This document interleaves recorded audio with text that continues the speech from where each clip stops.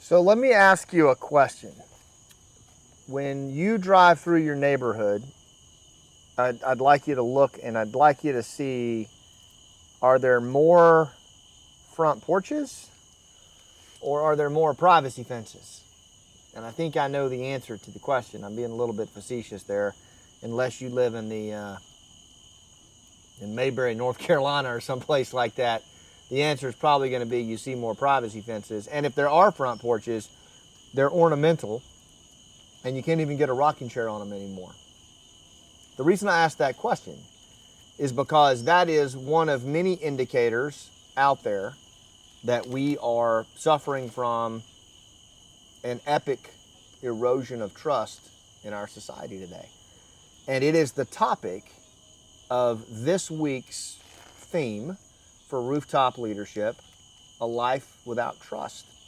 And our overall June theme is the challenge of human connection, because we're moving out of kind of mindset and into skill set for fulfilling on your tracks and achieving what you want in this life.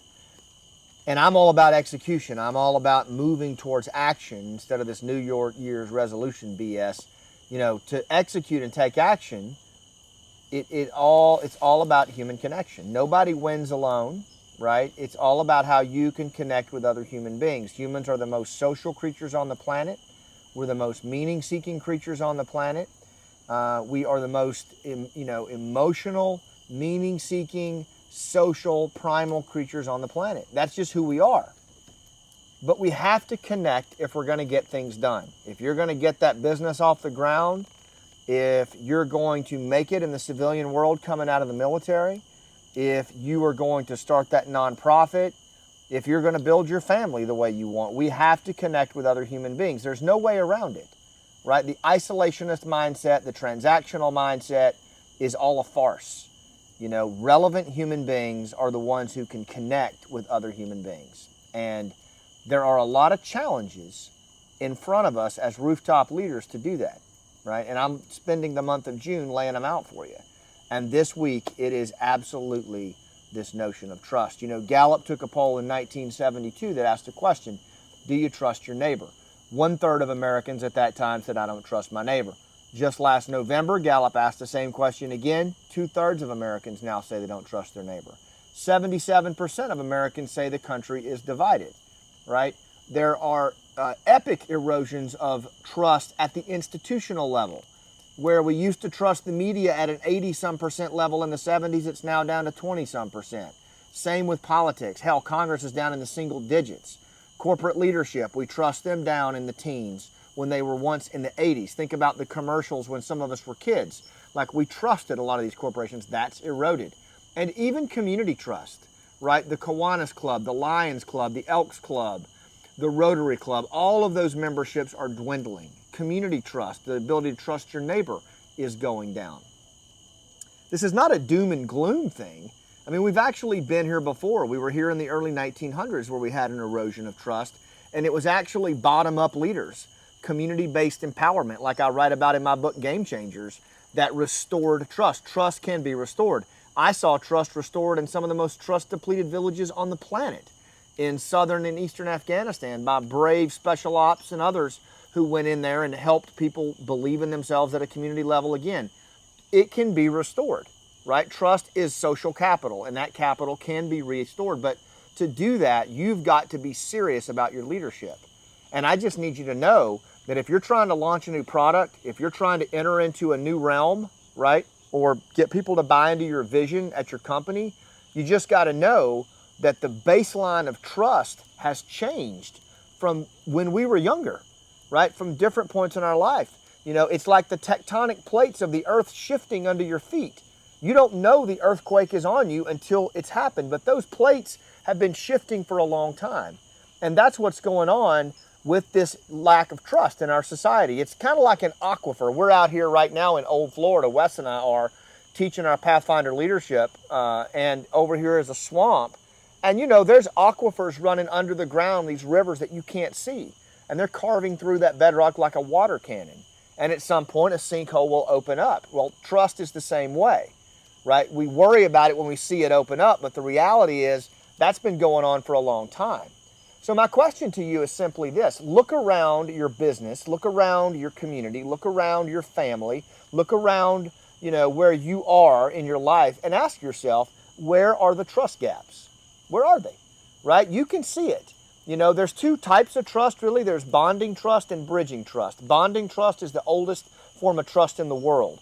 It's where in-groups trust each other. Your family, your kin, your clan, your tribe, your gang, whatever. It's that group of people that you feel safest with. That's the old form of trust that goes all the way back to the primal days. You trust the people who are in your circle, who you gather resources with, and that's it. Everybody else is the enemy. That's a low trust, high conflict kind of thing. Here in the United States and in some modern parts of the world, we have bridging trust, where you can bridge beyond your in-group and trust people outside of your in-group, trust other out-groups. That's what makes America such an amazing place, at least it used to, because that bridging trust is now eroding. And what's happening? Trust doesn't just go away. Nature hates a vacuum. Actually, what happens is we're going back to where we came from, right? Sitting around this fire right now talking to you, I can tell you we're becoming primal again. America and the West is on a path back to tribal behavior in many ways. If you don't believe me, turn on the news for 30 seconds and look at the kind of trust that's out there. It's in-group and out-group trust bumping up against each other. That bridging trust that unified us with a primary identity as Americans and things like that, it's plummeting, right? Doesn't mean we can't get it back. Doesn't mean you can't create bridging trust as a culture in your company or your organization or your nonprofit. In fact, you should. But you got to know that that is a piece of work to do. It takes effort.